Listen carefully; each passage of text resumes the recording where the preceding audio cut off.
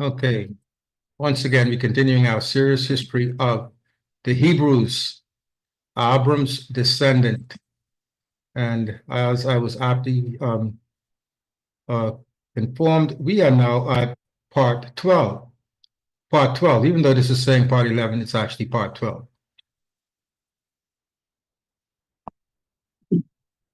Now, in last week's historical recount, we actually paused at the point where the kingdom was split, and we now have two nations of Israel in Israel, one calling themselves Ephraim and Israel, the southern Yehuda.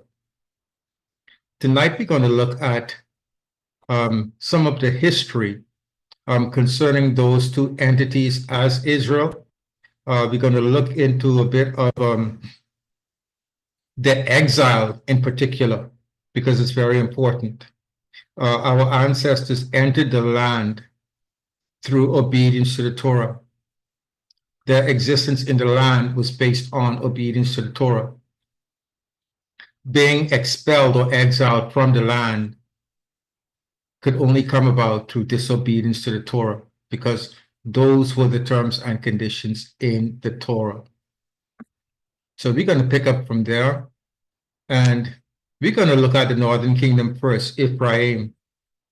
As you recall, Ephraim's first king was Jeroboam. He was a servant of Melech Shlomo and a peer to Rehoboam, Shlomo's son. After we saw where Rehoboam made a very foolish decision concerning the nation and caused a civil revolt. At this time, Jeroboam was residing in exile in Egypt. Actually, that was voluntary exile. He was running from Shlomo while Shlomo was alive. But now Rehoboam, his son, is now taking the throne, and he wants to impose even harder labor on Israel, and Israel won't have it. So they sent for Jeroboam in Mitzrayim, and he comes forward to stand as representative for those who will not go along with Rehoboam. One of the things that we should realize is notice where Jeroboam is coming from. He didn't run into Padan Aram. He didn't run into Europe. He ran into Africa, and he actually hid there amongst the Mitzrites, the Egyptians, until the time came that he was called back to come into Israel. One thing that you'll also notice that with all of the interaction between that is going on at this point, from the time Israel settled in the land to the time of the exiles, that their places of refuge was never in Europe or in any of those places. They ran south, and they continued to run south, bolstering on colonies, on settlements that were already in the south of the continent of Africa. And that's one of the reasons why calling the area where the land of Israel is, calling it the Middle East, it is so, how should I say, it's manipulative and deceptive in the term, because it's in the middle of nothing, and it's not even in the middle of the East. That has always been Northeast Africa, a part of the Northeast African continent, and to separate or cut it off was a very deceitful thing that the powers that run the world, or Hashatan, decided to do, causing persons to look at, or future generations to look at the land of Canaan, that is today present-day Israel, looking at it as if it is somehow cut off and not a part. But all of the events that occurring are occurring right around the Northeast African section. Now back to Jeroboam. The reason why we have the copy of this book, Jeroboam, when he came forth and actually took on the leadership as the monarch for the northern kingdom, Ephraim, he was intimidated that he would lose the majority of his now subjects to the Moedim. By that I mean they would all be traveling to Jerusalem in Yehuda to keep the Moedim. And Jeroboam said, well, if they have to go to Jerusalem to keep the Moedim, most likely they're going to fall right back in the hands of Rehoboam. I'll lose my northern kingdom and probably be killed. So what Jeroboam did was he built two calves, one to the north to the northern boundary of Israel, and then another one at the southern boundary to the kingdom of Yehuda. Remember, Ephraim is above, Yehuda is beneath, and there's a boundary line. Well, at the top and at the bottom of Ephraim's boundaries, Jeroboam bought the deity of Mitzrayim and set them up.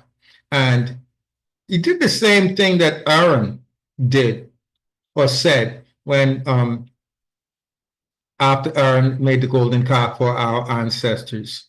He said, he turned to the people and said, these are the mighty ones that brought you out of the land of Mitzrayim. So what Jeroboam did was he started a course of curses because he brought in idolatry, breaking the first three commandments of Torah. And those three gone, the fourth would actually fall into place also. And after that, morality falls apart because the Torah is not being observed. But again, he chose Mitzrayite deities to introduce to Israel. And these bulls have always been prominent. There is the Apis bull and also the bull that is supposed to represent Horus. This being a crown bull, most likely is the bull representing Horus with a two-serpent crown, a headdress of a pharaoh.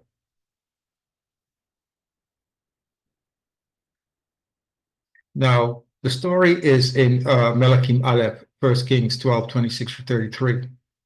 And during this time of the northern kingdom's rule, coming to the end of the northern kingdom, we have the prophets Yeshayahu and Micah prophesying against the destruction that is coming on the northern kingdom.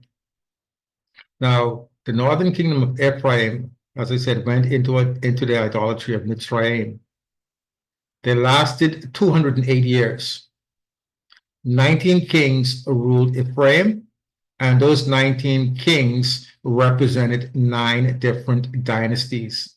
That means that these were not direct descendants of one another, but you would have one person actually usurping from another, and then maybe his son and grandson reign, and that would be a dynasty. And then all of a sudden somebody wiped them out and sets up another lineage to rule, creating another dynasty. So we had 9 different dynasties to split between the 19 kings.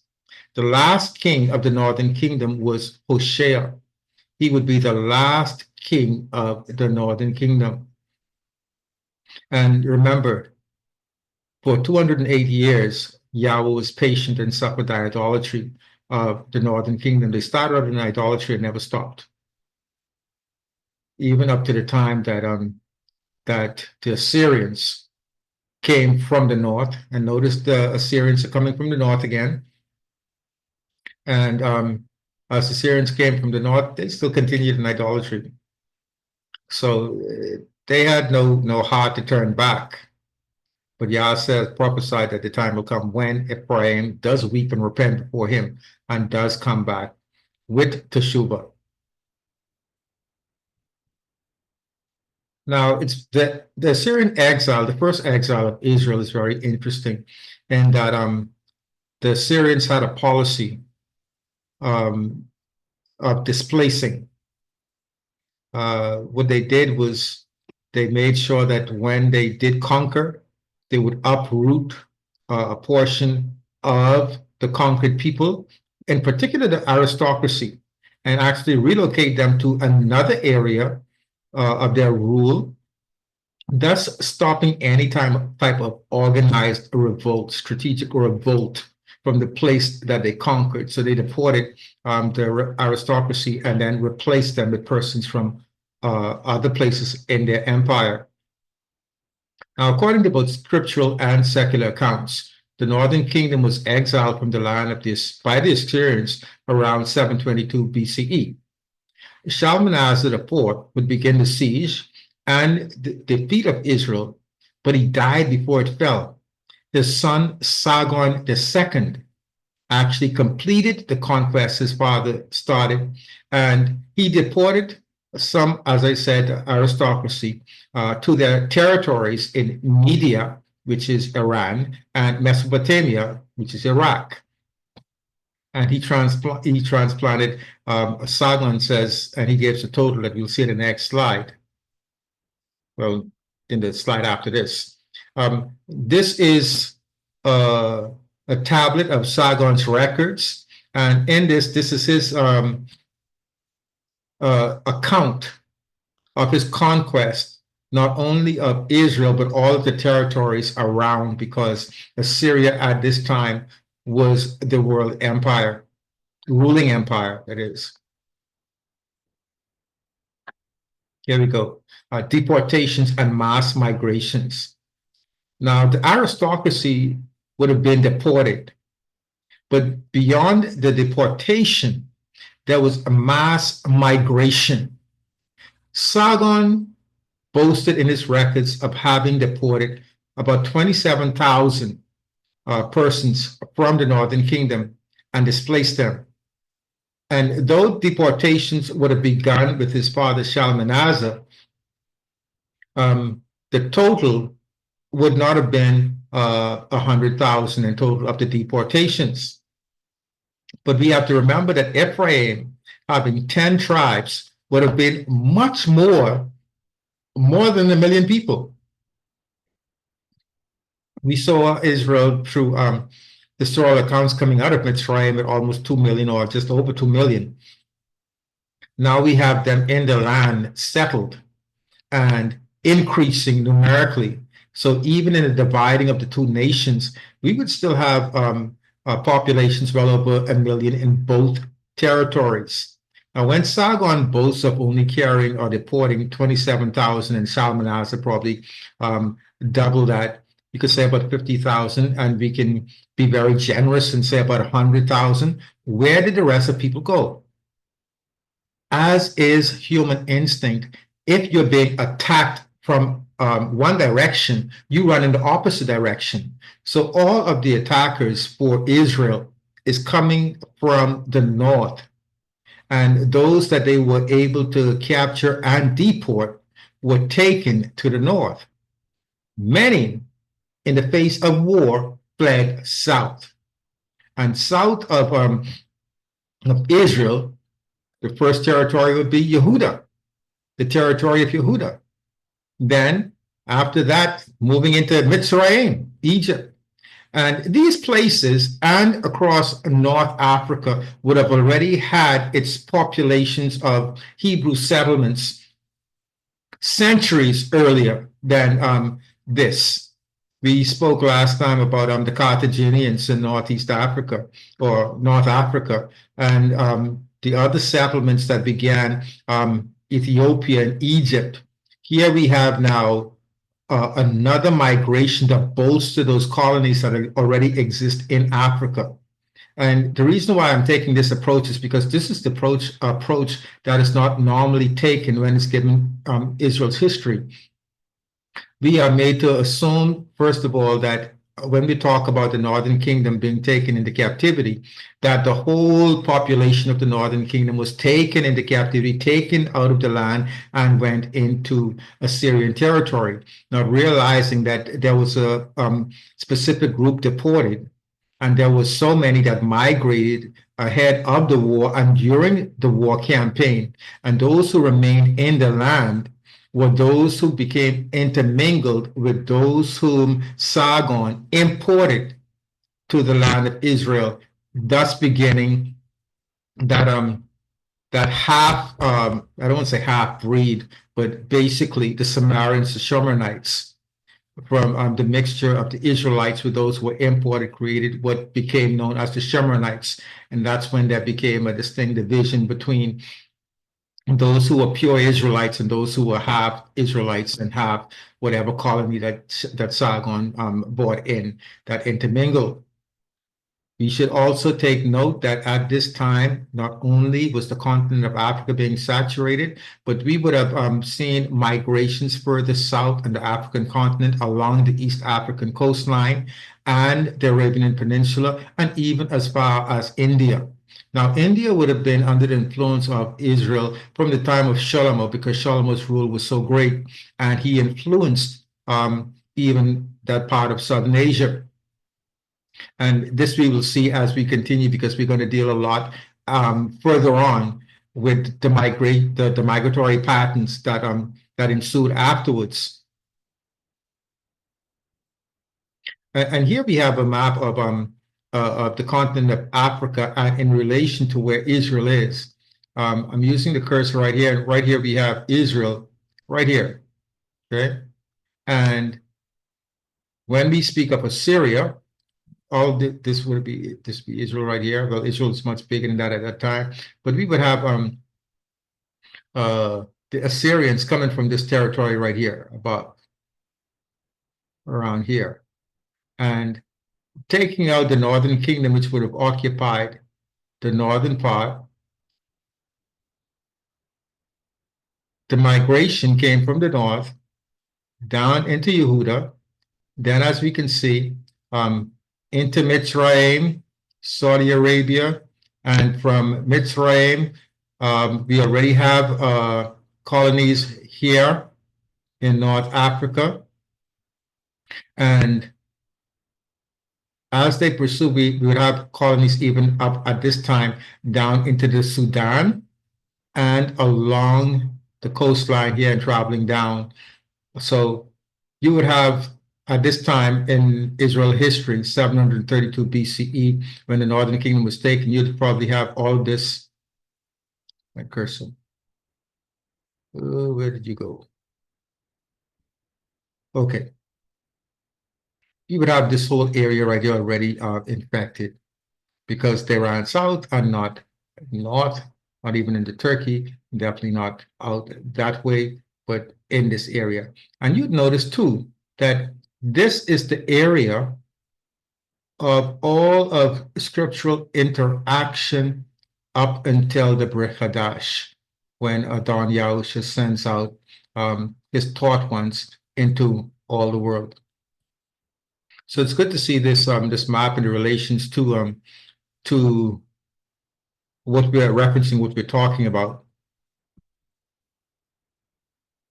Remember this map also, because we will understand soon how, coming down here, we would have traverse straight across to West Africa, all the way over here.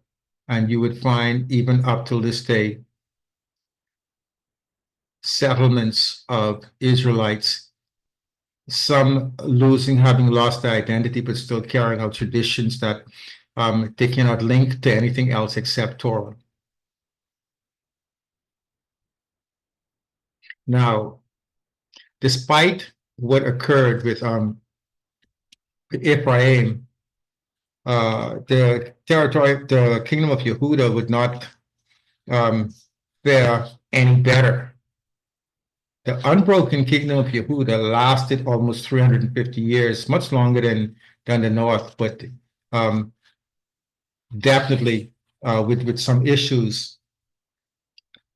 Now, there were 20 kings in all over this 350-year period, and one dynasty, only one dynasty. Remember, there were 9 dynasties in Ephraim, but only one dynasty in Yehuda, and that is the dynasty of David. Yahweh promised him an everlasting, continuous kingship, and he had 20 kings that ruled from him in Israel. And after that 20, we're now waiting for the final king from this dynasty, who will rule forever and ever. Now, the last king from David's line was Zedekiah, and he was taken into Babylon. 586 BCE. Now, however, Yehuda would have been subjugated by Babylon as early as 609 BCE, much earlier. They would have become subjugated on tributaries, paying tribute taxes to Nebuchadnezzar. And Nebuchadnezzar would have been upset maybe about some palace conspiracy going on in Yehuda. The king doesn't want to pay tribute anymore, and he wants to act up against his overlord, Nebuchadnezzar. Now, the reason for this was because the kings of Yehuda had a very strong relationship with both Mitzrayim and Ethiopia. And they were actually relying on the Mitzrites and Cushites to assist them in resisting Nebuchadnezzar. Jeremiah warned them about this false faith. He prophesied that leaning on Mitzrayim is like leaning on a toothpick. It will break and there is no strength in it. But that didn't stop them from leaning on Mitzrayim. Remember, these were the same men and women telling Jeremiah that ever since they started baking cakes to the Queen of Heaven and pouring out drink offerings to her, that calamity has come, and that they would continue to bake cakes, the Easter cakes, the Easter buns to the Queen of Heaven. They will continue to bake that. They will continue to worship Ashtoreth or Easter or Astarte, regardless of what Jeremiah says. They were not fighting against Jeremiah, but rather against Yahweh. Now, Judah, following in the footsteps of Ephraim, the Torah bore witness concerning both of them, that instead of being blessed, they will be cursed for their disobedience.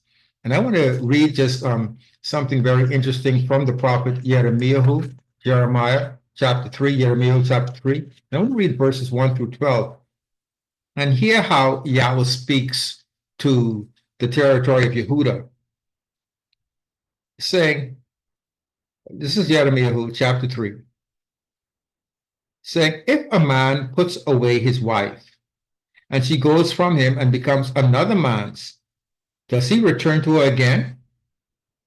Would not that land be made greatly unclean?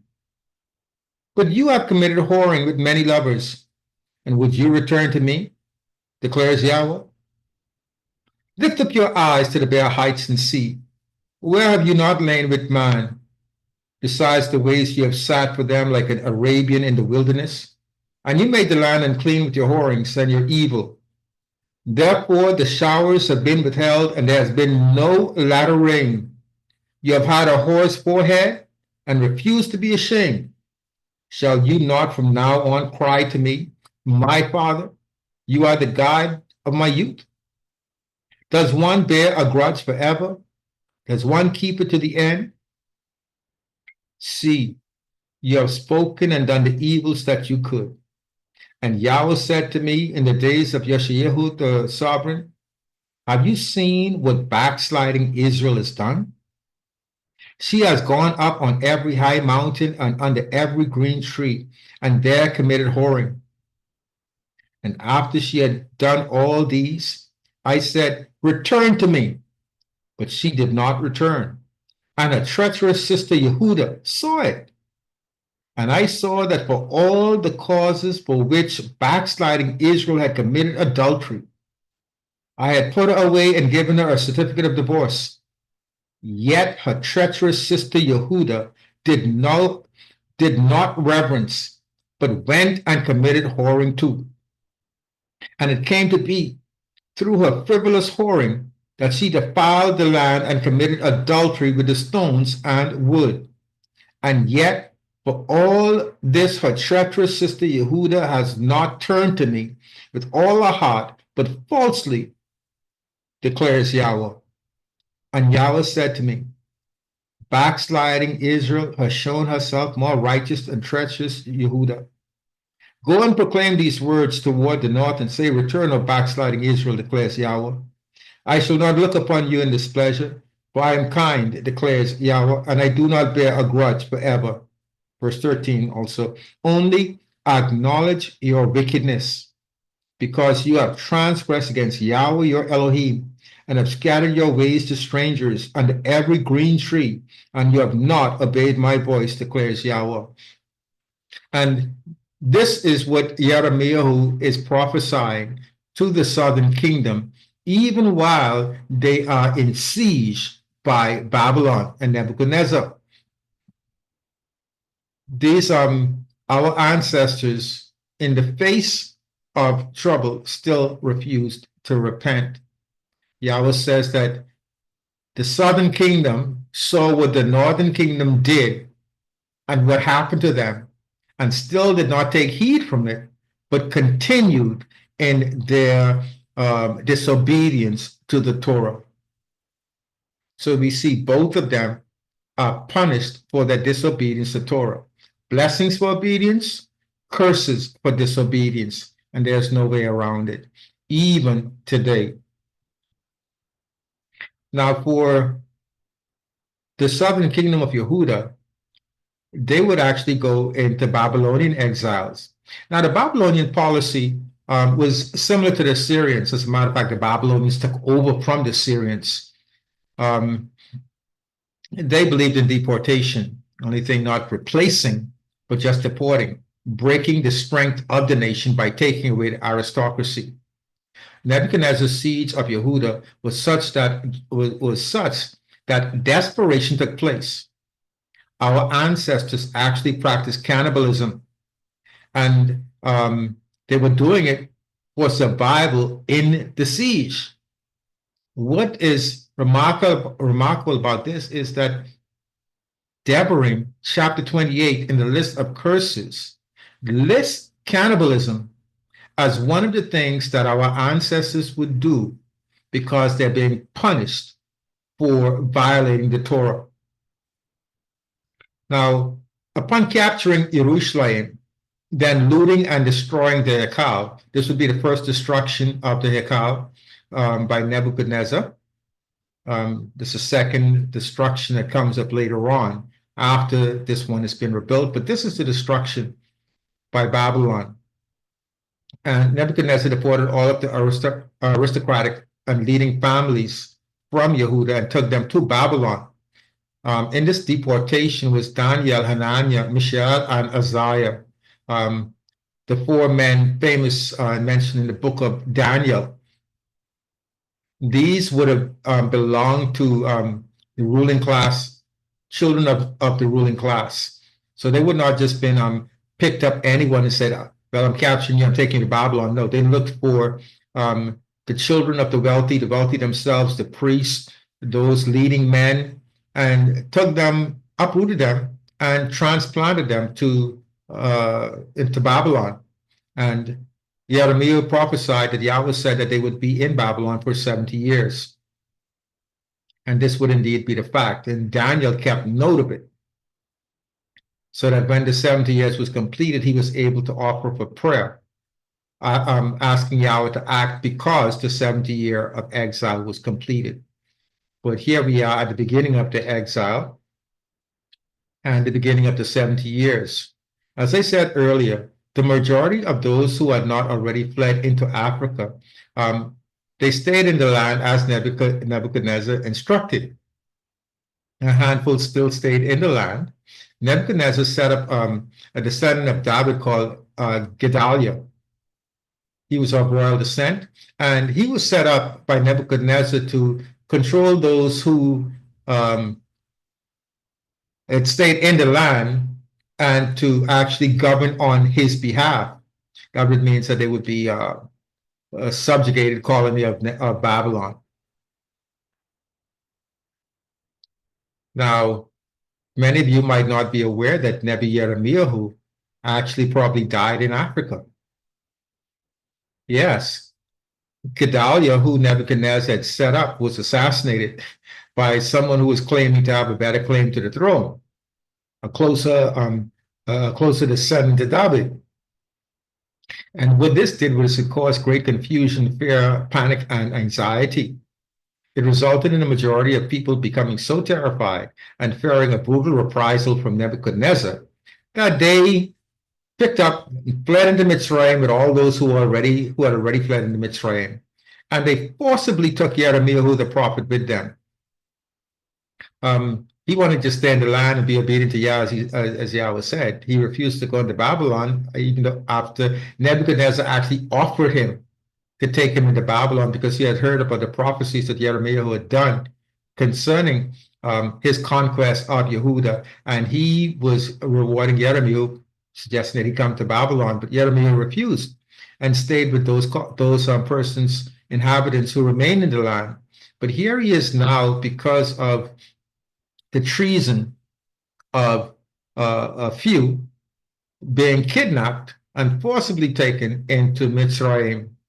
And that is where he would actually end up his life. Now, there's a story concerning this, a very interesting story, as a matter of fact, concerning Jeremiah going down into Mitzrayim, but then catching a boat from Mitzrayim with a princess from David's line and taking her to Scotland.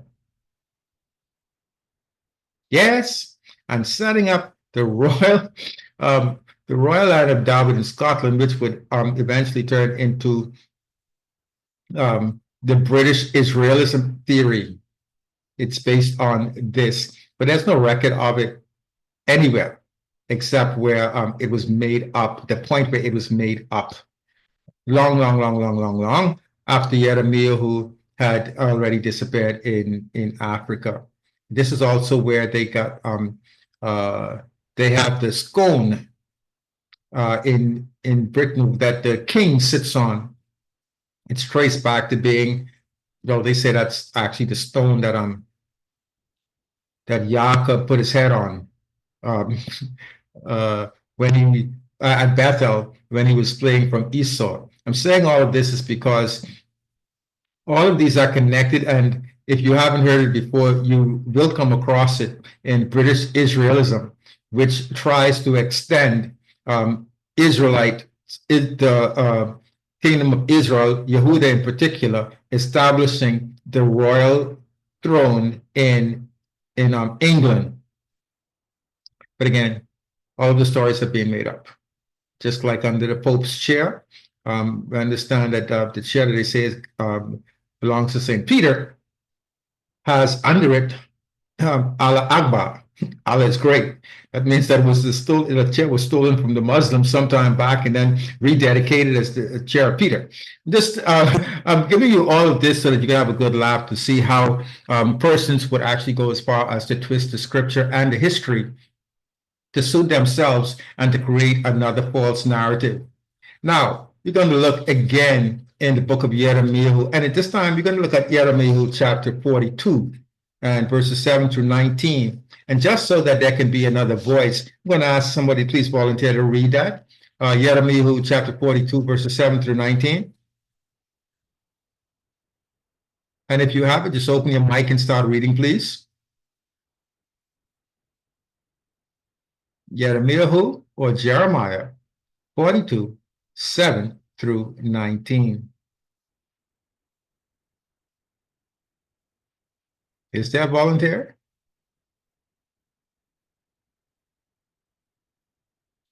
Okay, seems like everybody's on the tired side tonight, so I'll just go right ahead.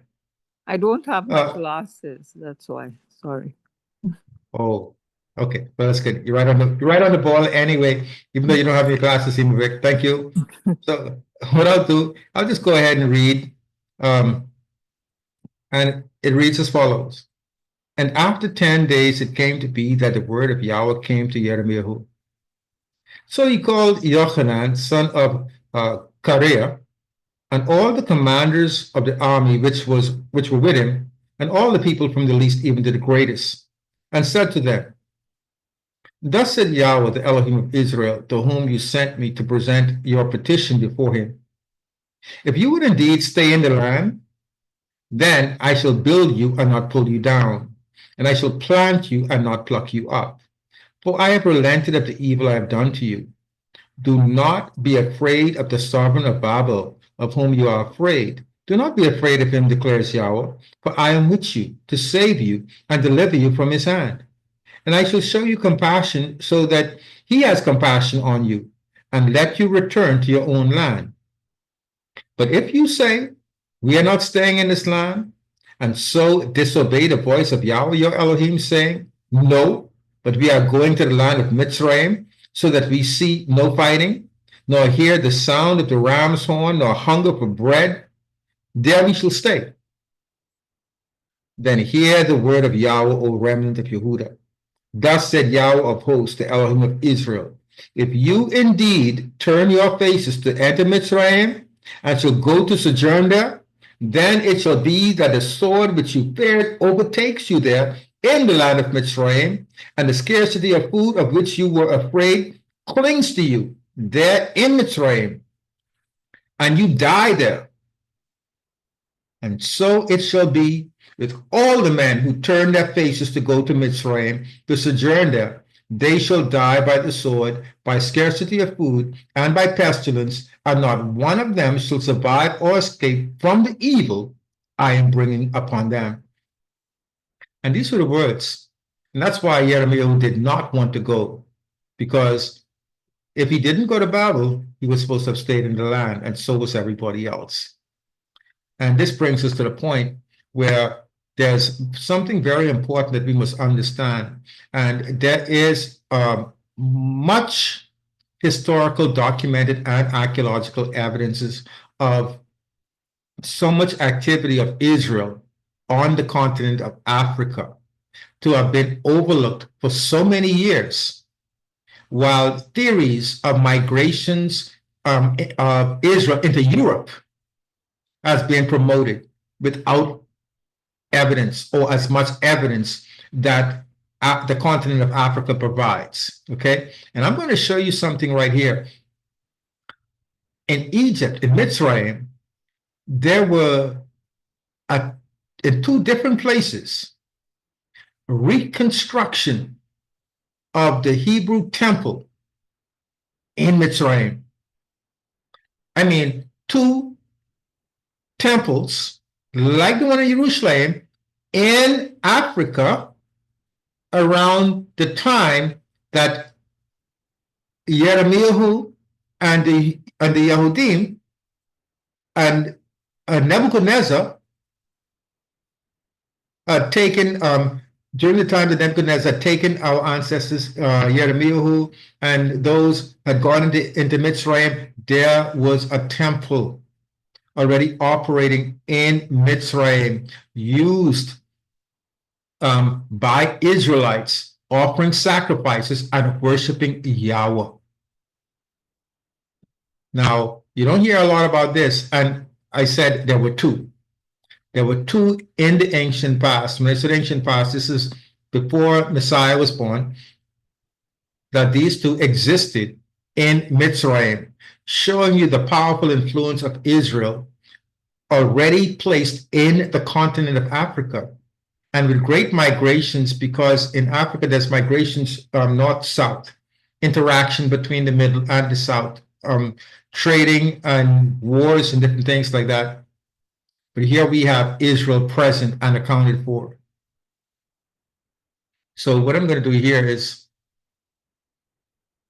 I'm going to pause the PowerPoint and switch over quickly. This is a very short documentary.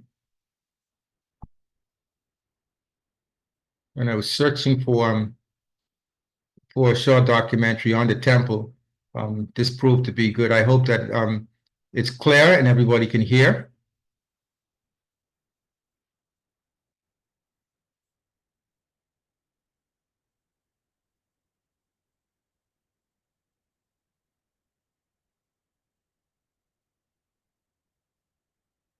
Jeremiah recorded that many Jews escaped this time, and some believe that the Ark of the Covenant left Jerusalem for safety in Egypt just before the fall of Solomon's temple.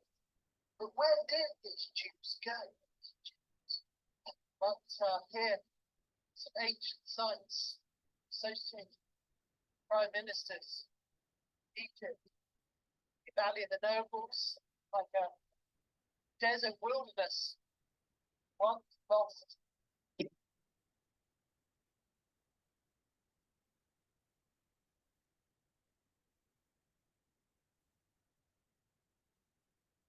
Isaiah the prophet recorded that in his day many Jews lived in Sidon, which is an area around Aswan today. Therefore, we are now in Aswan looking for any leads that will help us find evidence for an ancient Jewish community.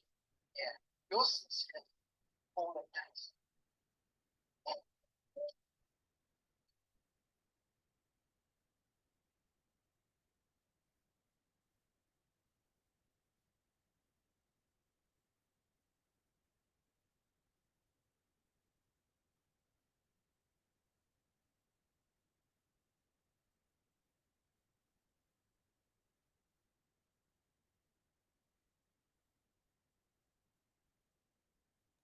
We're not hearing any. There's no audio. No?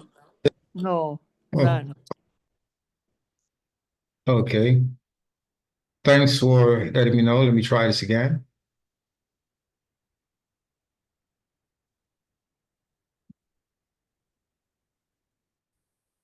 We have 140, okay.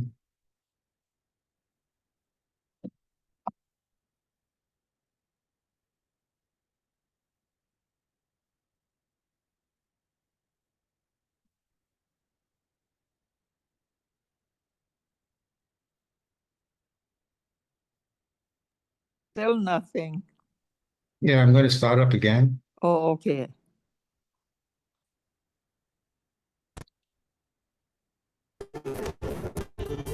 This is the two sounds lost.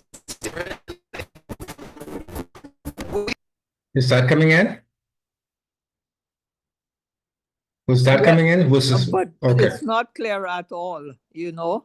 Mm, okay, I was warned about this. We followed leads in the tomb, so we left for the River Nile.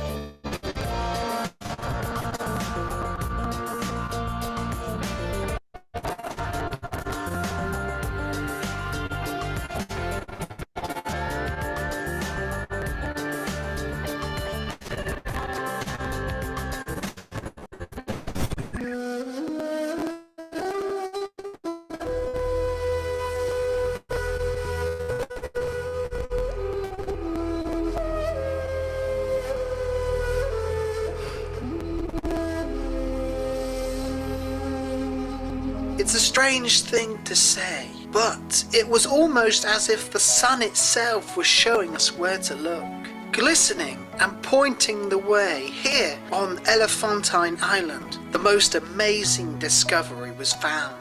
Archaeologists uncovered a large collection of ancient Jewish manuscripts dating to around 500 years before Christ, proving that a Jewish community once lived on this island. To the amazement of many, Is it still coming in poorly? Is this Hang on. I can't find my mic. Oh, yeah. No, it's not. It wasn't bad at all. This last little segment there. okay? Okay, we'll continue. Thanks. Welcome.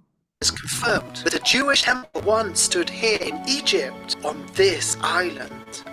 The letters confirm that it was called the Temple of Yahweh, and the priests carried out animal and grain sacrifices whilst observing the Passover as Moses instructed. Using the data available from the archaeological remains on this island, we can now construct an artist's impression of this lost Jewish temple.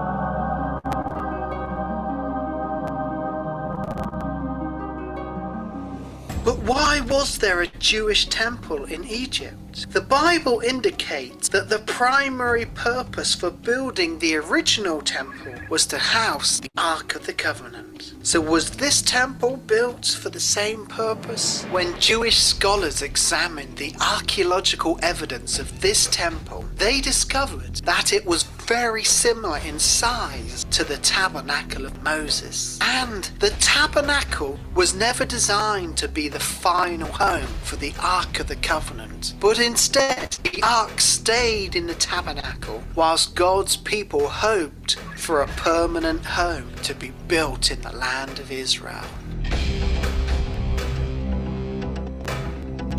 Could it be possible that this temple was built after the destruction of Solomon's temple to be a safe house for the Ark of the Covenant until Jerusalem was completely safe and free from hostile powers?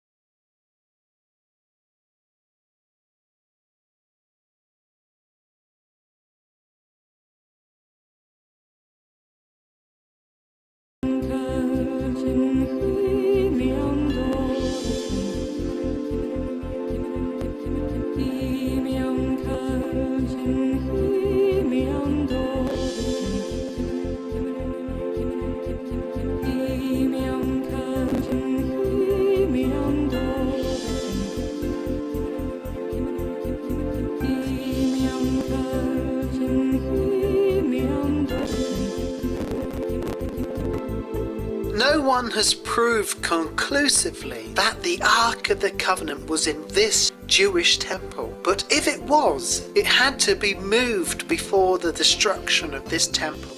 And we were told that because of the turmoil in Jerusalem and Egypt, the Ark may have been moved for safety to the Jewish communities in Africa. Therefore, we must now search the Bible and Egyptian records to find any kingdoms in Africa where the Ark may have gone. Yours sincerely.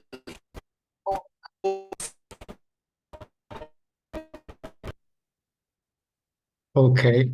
I'm glad that we were able to actually look at that. And that actually is the end of tonight's presentation study. As you can see, there's been many stories around where the Ark of the Covenant is, and some say that it is in Ethiopia, being guarded by descendants of Levi. Some believe that that story I told you earlier about the British Israelism.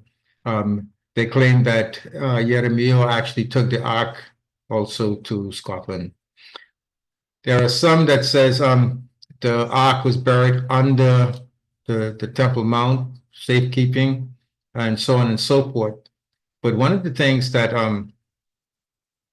that has not been highlighted over the years is the presence, the powerful, overwhelming presence of Israel in Africa. And please don't get me wrong, I'm not saying that every African is an Israelite. I'm not saying that. I'm saying that there are the Israelite places of migration was heavily into the continent of Africa than any place else. And it tells you too that they were comfortable among the inhabitants of um, Africa. And even though the tribes saw them as outsiders, not so much outsiders as they would consider Europeans outsiders, but just not belonging to that territory.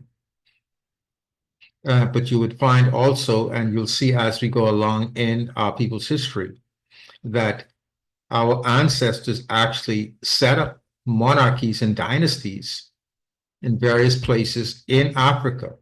And this is our link to our past prior to the transatlantic slave trade, which was the final leg of the curses of Torah upon us and our ancestors. So at this time, are there comments and questions? I do hope you enjoyed it. History is so exciting, I think. I hope everybody else finds it exciting. Any comments or questions on tonight?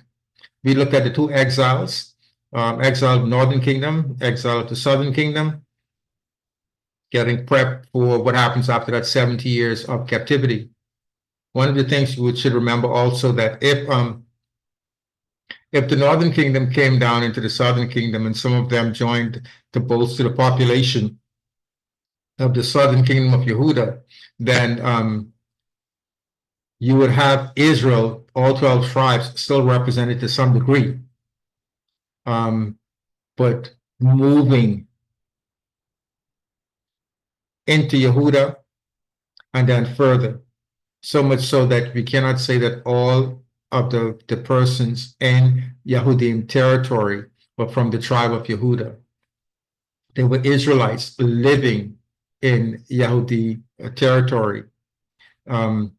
As you noted when we were watching the little documentary, that the gentleman keep referring to Jewish, and his use of the term Jewish really does not align with the history, in that the use of the term Jew today has 4 different definitions.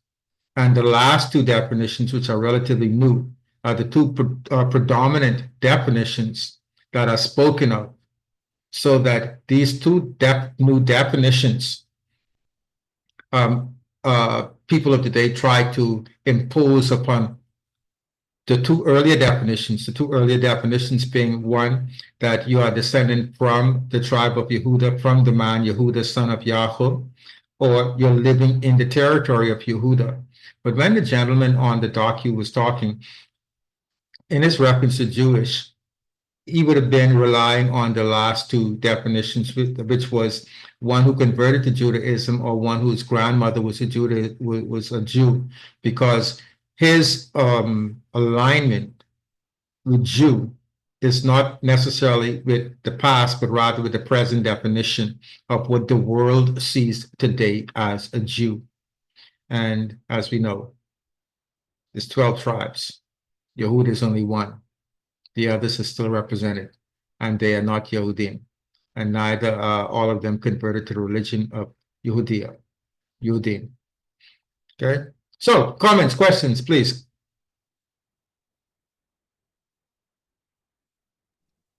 I don't really have a question tonight. Mhm.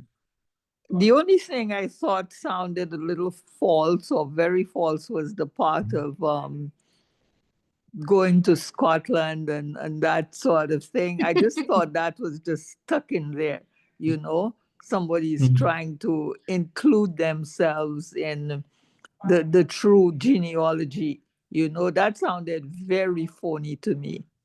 Yeah, but you know that the monarch in Prince Charles and that monarchy, they believe that they descended from David. Oh, I'm sure. Yeah, they believe that they're direct descendants of David. Yeah, I'm sure. Yeah. You know.